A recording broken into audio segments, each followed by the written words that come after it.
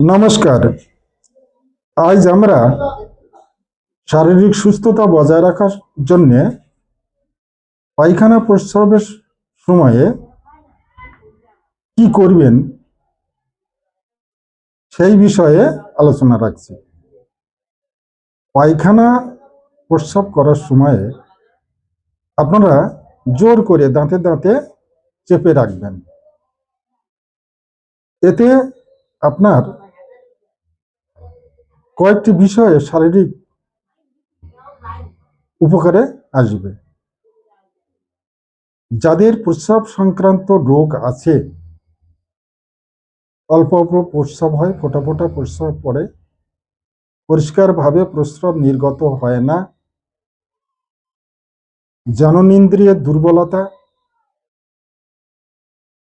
এবং যারা দীর্ঘক্ষণ ধরে পায়খানা বা মলত্যাগ করতে হয়, যাদের সহজে পরিষ্কারভাবে মল নির্গত হয় না, তারা যদি এইভাবে দাঁতে দাঁত রেখে শক্ত করে প্রস্রাব পায়খানা করেন, তাহলে অল্প কয়েকদিনের মধ্যে আমি যেটা বলছি তার উপকারিতাটা বুঝতে পারবেন।